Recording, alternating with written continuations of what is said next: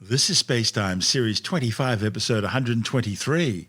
Coming up on SpaceTime, astronomers conclude that magnetars have solid surfaces, growing speculation that SpaceX could try launching its new Starship rocket to orbit next month, and Rocket Lab fails a mid-air rocket retrieval test.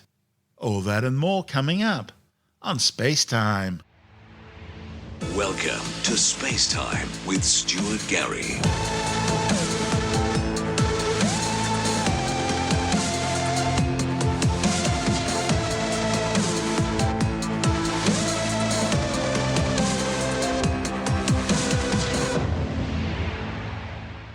Scientists claim that Magnetars, a type of highly magnetized neutron star, has a solid surface with no atmosphere. The stunning conclusions reported in the journal Science are based on the signature of X-ray light emitted by a magnetar and provide new details about these enigmatic stellar objects. Magnetars are neutron stars, very dense remnants of massive stars between 8 and 20 times bigger than our Sun, which have exploded as supernovae at the end of their lives. But unlike other neutron stars, magnetars have immense magnetic fields, the most powerful in the universe. They emit bright X-rays and show erratic periods of activity with the emission of bursts and flares, which can release in a second millions of times more energy than our Sun will emit in an entire year. They're believed to be generated by their ultra-powerful magnetic fields, between 100 and 1,000 times stronger than a standard neutron star. The new findings were included in data from NASA's Imaging X-ray Polarimetry Explorer spacecraft XP, which was launched last December. The mission has provided a new way of looking at X-ray light in space by measuring its polarization, that is, the direction the light waves wiggle. Astronomers were examining XP's observations of a magnetar catalogued as 4U0142+61. It's located in the constellation Cassiopeia, about 13,000 light-years away. The authors were surprised to find a much lower proportion of polarized light than would be expected if the X-rays were passing through an atmosphere. Polarized light is light where the wiggle is all in the same direction, that is, the electric fields vibrate only in one way. It's like when you look at a plasma screen with polarized glasses on, and then tilt your head to one side, and the image on the plasma screen appears to disappear. And on a big enough stage, an atmosphere on a neutron star would act as a filter, selecting only one polarization state of light. The team also found that for particles of light with higher energies, the angle of polarization, that is the wiggle, flipped by exactly 90 degrees compared to light from lower energies. And that follows what theoretical models would predict if the star had a solid crust, surrounded by an external magnetosphere filled with electric currents. One of the study's authors, Sylvia Zane from the Mallard Space Science Laboratory, says the discovery was completely unexpected. She says she was convinced that there would be an atmosphere. Instead, the star's gas had reached a tipping point and become solid in the same way water might turn to ice. Zane says this is a result of the star's incredibly strong magnetic field. But like with water, temperature is also a factor. A hotter gas would require a stronger magnetic field to become solid. She says the next step will be to observe hotter neutron stars with a similar magnetic field to investigate how the interplay between temperature and magnetic field affects the properties of the star's surface. Quantum theory predicts that light propagating in a strong magnetized environment would be polarized in two directions, parallel and perpendicular to the magnetic field. The amount and direction of the observed polarization bear the imprint of the magnetic field structure and of the physical state of matter in the vicinity of the neutron star, providing information that would otherwise be inaccessible. At high energies, photons polarized perpendicular to the magnetic field are expected to dominate, resulting in the observed 90-degree polarization swing. The polarization at lower energies tells scientists that the magnetic field is likely so strong that it turns the atmosphere around the star into a solid or a liquid, a phenomenon known as magnetic condensation. The solid crust of the star is thought to be composed of a lattice of ions held together by the magnetic field. The particles wouldn't be spherical but elongated in the direction of the magnetic field. It's still a subject of debate as to whether or not magnetars and other neutron stars have atmospheres. However, the new paper is the first observation of a neutron star where a solid crust is a reliable explanation. This is SpaceTime. Still to come, rumors abound that SpaceX could try launching its new Starship rocket into orbit next month, and Rocket Lab fails its mid-air rocket retrieval test after successfully launching a new Swedish science satellite. All that and more still to come on SpaceTime.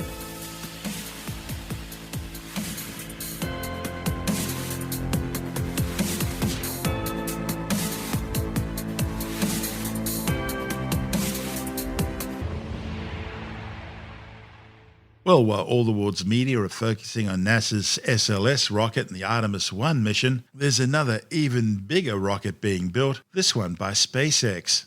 And there's growing speculation today that SpaceX could try for an orbital test flight of its new Starship superheavy sometime next month.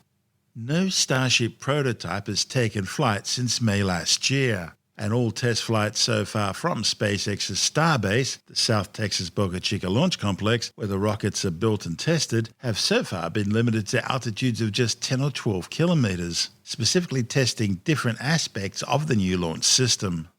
And while observers have seen the 50-meter-tall Starship mounted on its 70-meter-tall Super Heavy booster from time to time, they've also seen the two units pulled apart again, and then remounted together, then pulled apart again.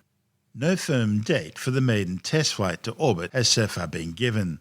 But back in September, Elon Musk, the head of SpaceX, tweeted that he expected to have 2 Starships and 2 Super Heavy boosters ready for orbital flight in November, with full production seeing a new Starship and Super Heavy booster built every 2 months. Musk's tweet noted that Super Heavy boosters B7 and B8, together with Starship's S24 and S25, are likely to make the first orbital flights. Combined, the Starship Super Heavy will be the world's biggest rocket, able to carry payloads of more than 100 tons into orbit. Elon Musk sees Starship as an interplanetary colonial transport system, carrying people and cargo across the inner solar system, to the Moon, to Mars and beyond.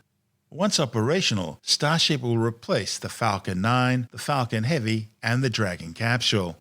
NASA have already contracted SpaceX to build a modified version of Starship called the HLS, or Human Landing System, to shuttle crew and equipment between the Orion spacecraft and the lunar surface on the Artemis 3 man-moon mission slated for launch in 2025. After that, the HLS will be used as a shuttle, transporting people and supplies between the Lunar Gateway space station and the lunar surface. Current plans call for 2 Starship Super Heavy launch pads at Boca Chica, and NASA and SpaceX have also signed an agreement to build a new launch complex known as Pad 49 at the Kennedy Space Center at Cape Canaveral, which will include both a Starship Super Heavy launch pad and a vehicle assembly building. And as both Starship and Super Heavy are designed to be reusable, landing pads will also need to be constructed. Meanwhile, a SpaceX Falcon 9 rocket has successfully launched Eutelsat's new Hotbird 13G telecommunications satellite into geostationary orbit. The mission was flown from Space Launch Complex 40 at the Cape Canaveral Space Force Station in Florida.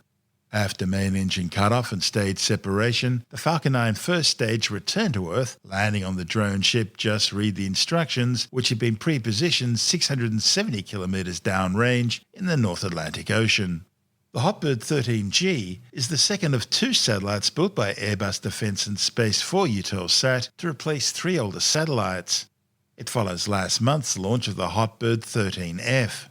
Each of the 4,500-kilogram spacecraft are based on the new all-electric Eurostar Neo satellite bus, and each are fitted with 80 Ku band transponders.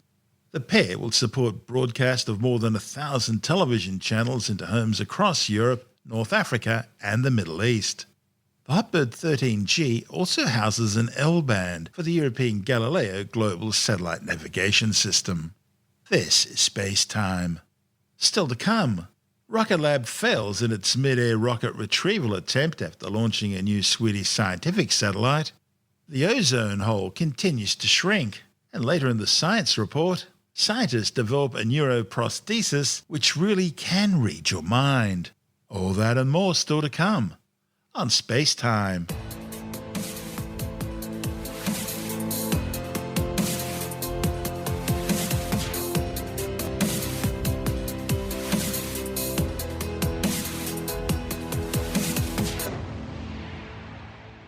Rocket Lab has failed in its latest mid-air retrieval attempt to catch an Electron rocket by helicopter for reuse. The disappointing result followed another successful launch for Electron, which placed a science satellite into orbit for the Swedish National Space Agency. The Mesospheric Airglow Aerosol Tomography and Spectroscopy, or MAT spacecraft, will investigate atmospheric waves and how the upper layers of the Earth's atmosphere interacts with winds and weather patterns closer to the ground. MAT was launched from Pad 1B at Launch Complex 1 on the Mahia Peninsula on New Zealand's North Island. The spacecraft was successfully deployed into a 585-kilometre high orbit. It was the 32nd Electron mission launch and the 152nd satellite deployment by Rocket Lab. AVPs are on internal power. Vehicles fully on internal power. AFTS is green and enabled for flight. Flux load is complete. System is in recirculation. Anti-geyser is disabled. Stage 1, Stage 2, rest for flight. High flow engine purge enabled. Deluge is activated. 10, 9, 8, 7, 6, 5, 4, 3, 2, 1. Liftoff.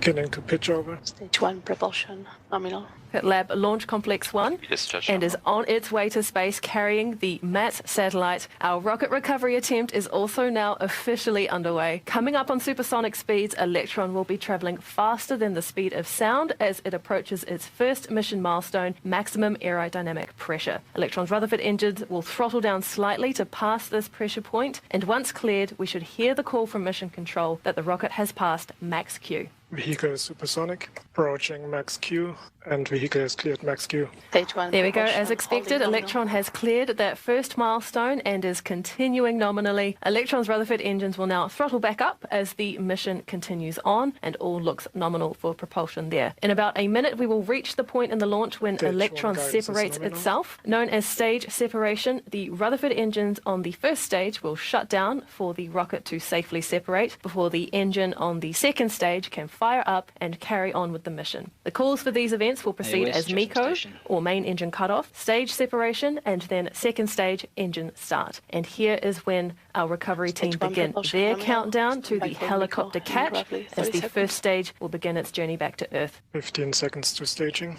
Entered burnout detect mode. MECO confirm. Stage separation successful.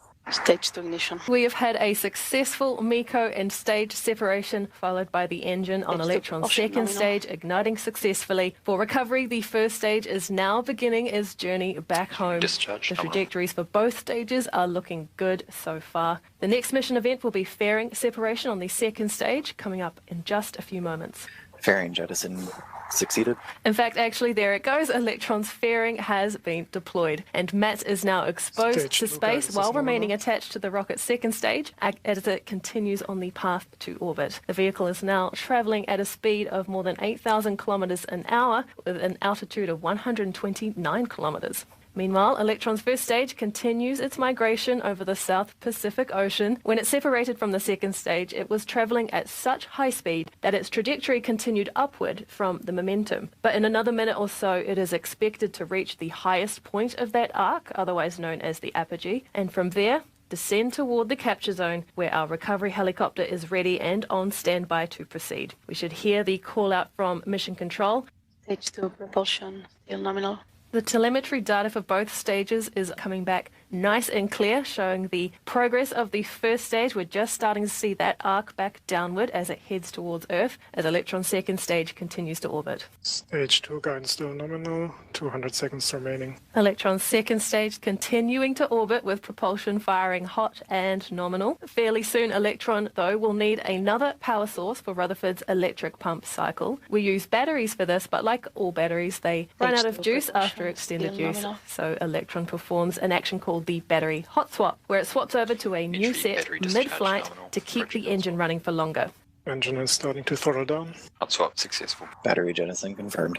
There's that call from Mission Control. Battery hot swap is confirmed. We can confirm those batteries did swap over as planned. Stage 2 propulsion, Mortar still nominal. pressed. HVP discharge holding nominal. Stage 2 guidance in terminal. SICO confirm.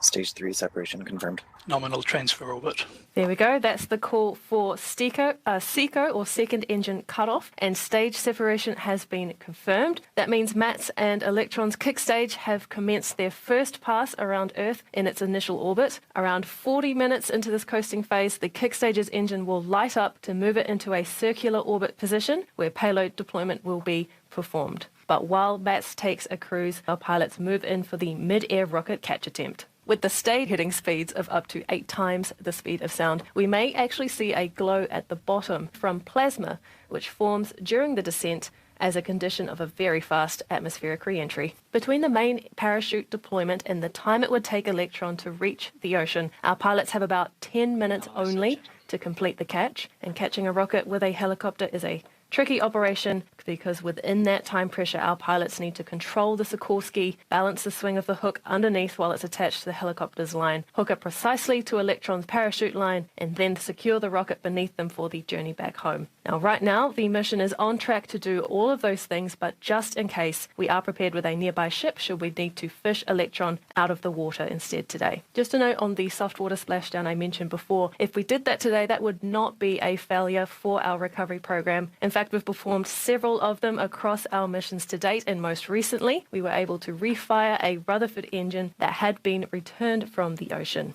Right now, though, we have an anxious wait with our fingers crossed until we might see Electron again. Our rocket spotter on board the helicopter has a few more tools to help them with this task, obviously. Those display screens that plot theirs and Electron's positions with telemetry and where they might intersect for that catch attempt. While the Sikorsky has been positioned out here over the ocean during mission operations, it's got a range of 950 kilometers. That means it can safely capture and return Electron to land following a successful catch. And now that Electron's first stage is empty of propellant, it will weigh approximately a ton in dry weight. Our Sikorsky, though, is rated to be able to carry up to 5 times that, so we've got good margins for a catch and carry back to land. Our Rocket Lab team back here at Mission Control, who are watching as anxiously as I am to see that Electron glide into view.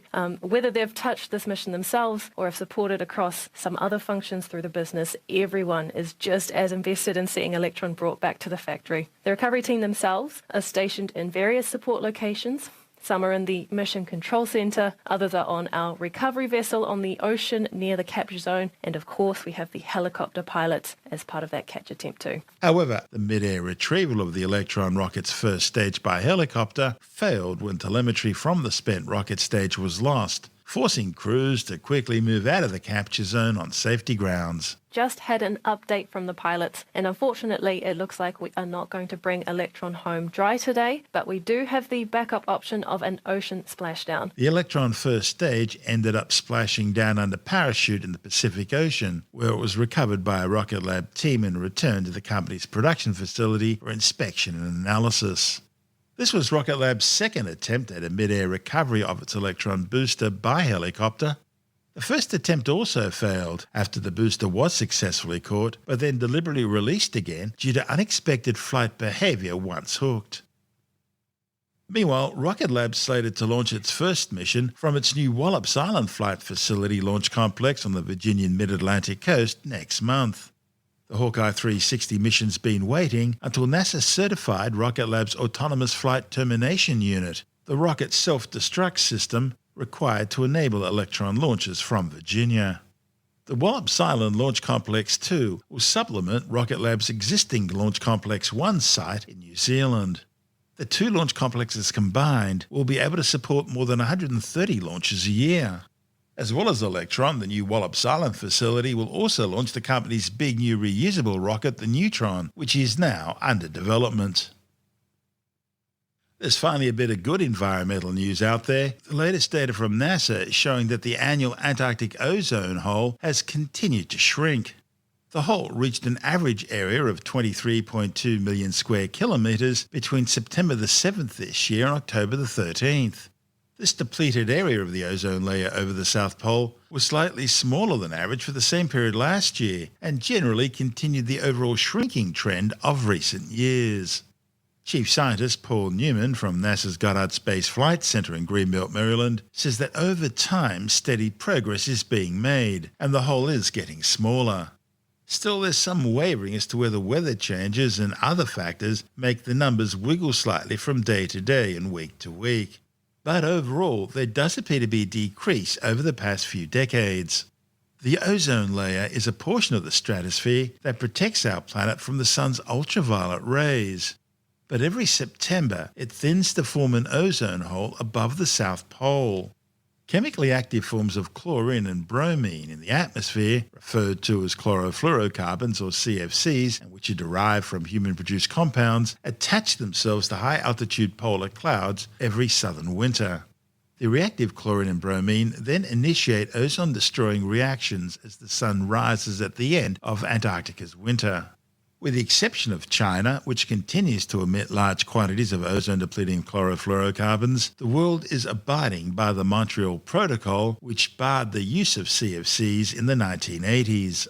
Researchers with NASA and NOAA, the National Oceanic and Atmospheric Administration, detect and measure the growth and breakup of the ozone hole with instruments aboard the AURA, SOMI NPP, and NOAA 20 satellites. Last month, these satellites observed a single-day maximum ozone hole of 26.4 million square kilometres, slightly larger than last year. When the polar sun rises, NOAA scientists also make measurements with the Dodson spectrophotometer, an optical instrument that records the total amount of ozone between the surface and the edge of space, known as the total column ozone value. Globally, the total column average is about 300 Dobson units. But on October the 3rd, scientists recorded the lowest total column ozone value of just 101 Dobson units over the South Pole. At that time, ozone was almost completely absent at altitudes between 14 and 21 kilometres, a pattern very similar to last year. Some scientists were concerned about potential stratospheric impacts from the January 2022 eruption of the Hunga Tonga Hunga Ha'ape volcano. The 1991 Mount Pinatubo eruption in the Philippines released substantial amounts of sulfur dioxide that amplified ozone layer depletion. However, no direct impacts from the Tonga eruption have been detected in the Antarctic stratospheric data. This report from NASA TV. Have you ever heard that something called the ozone layer is thinning? Or that your aerosol hairspray is what's causing it? Or that it leads to more severe sunburns and UV rays? This is referring to the ozone hole. But what exactly does it all mean? Welcome to Ozone 101. The ozone hole's proper name is actually the Antarctic ozone hole because when it forms over Antarctica. But before we get into what that is, let's first talk about what ozone itself is. Ozone is a gas comprised of 3 oxygen atoms. About 90% of the Earth's ozone exists in the stratosphere, the layer of the atmosphere that extends from 8 to about 30 miles above the Earth's surface. In fact, the stratosphere is often referred to as the ozone layer. Ozone acts as a sunscreen around the Earth, filtering out harmful ultraviolet radiation, or UV rays, which are mainly absorbed in the stratosphere. Without an ozone layer, UV radiation would sterilize the Earth. With a damaged but still present ozone layer, there would be more sunburns, more skin cancer cases, increased cases of eye damage, the wilting and loss of trees and plants, and significantly lessened crop yields. Suffice it to say, ozone is pretty important for the planet. So, what causes the ozone hole?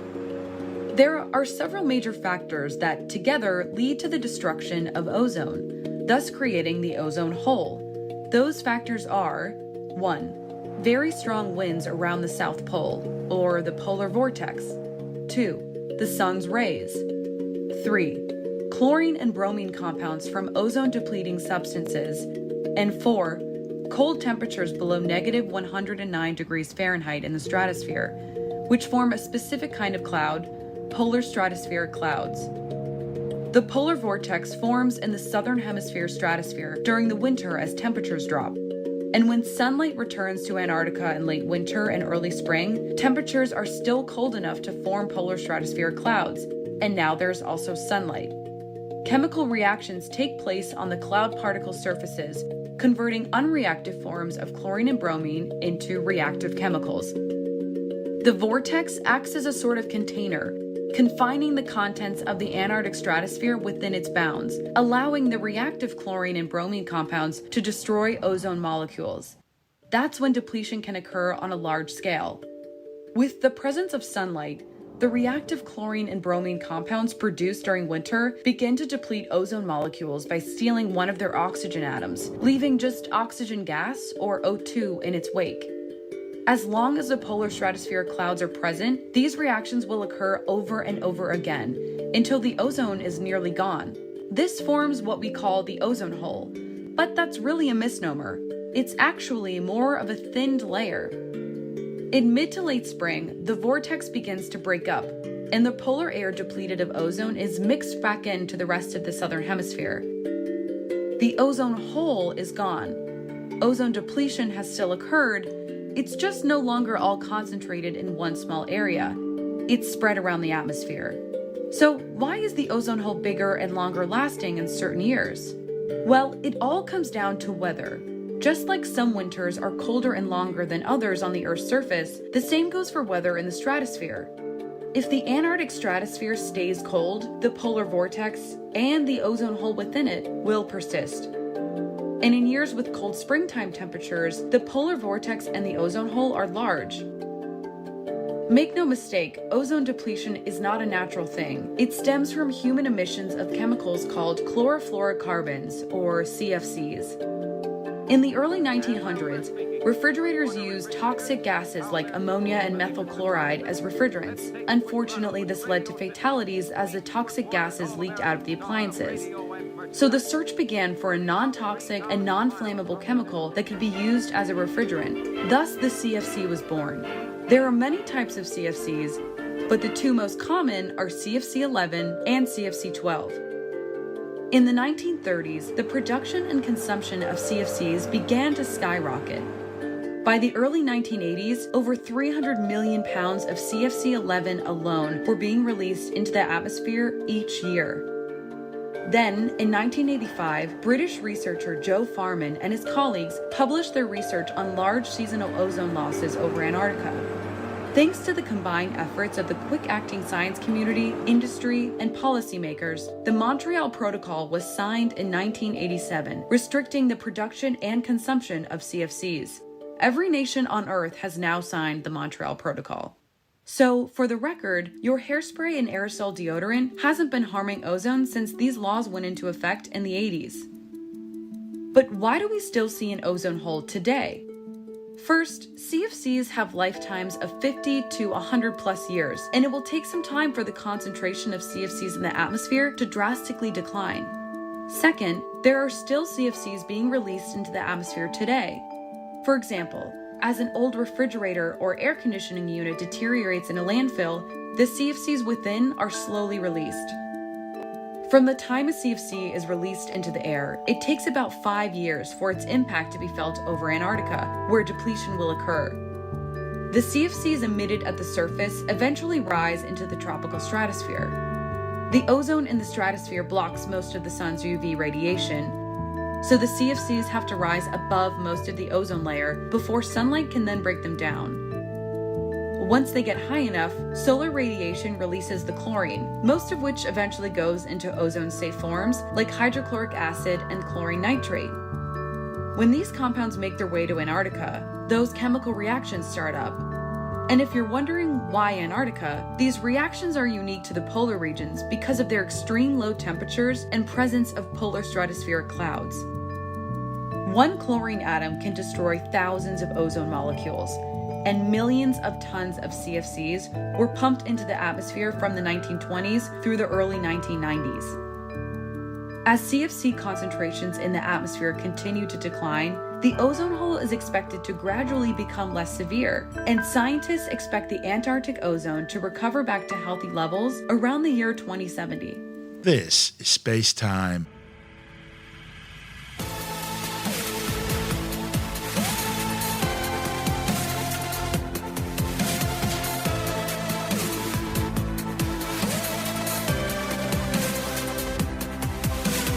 And that's the show for now. SpaceTime is available every Monday, Wednesday and Friday through Apple Podcasts, iTunes, Stitcher, Google Podcast, Pocket Casts, Spotify, Acast, Amazon Music, Bytes.com, SoundCloud, YouTube, your favorite podcast download provider, and from spacetimewithstuartgary.com. SpaceTime's also broadcast through the National Science Foundation on Science Zone Radio and on both iHeartRadio and TuneIn Radio. And you can help to support our show by visiting the SpaceTime store for a range of promotional merchandising goodies, or by becoming a SpaceTime patron, which gives you access to triple-episode commercial-free versions of the show, as well as lots of bonus audio content which doesn't go to air, access to our exclusive Facebook group, and other rewards. Just go to spacetimewithstuartgary.com for full details. And if you want more SpaceTime, please check out our blog, where you'll find all the stuff we couldn't fit in the show, as well as heaps of images, news stories, loads of videos, and things on the web I find interesting or amusing. Just go to spacetimewithstuartgary.tumblr.com. That's all one word, and that's Tumblr without the E. You can also follow us through @StuartGary on Twitter, @SpaceTimeWithStuartGary on Instagram, through our SpaceTime YouTube channel, and on Facebook, just go to facebook.com/SpaceTimeWithStuartGary. And SpaceTime is brought to you in collaboration with Australian Sky and Telescope magazine, your window on the universe. You've been listening to SpaceTime with Stuart Gary. This has been another quality podcast production from Bytes.com.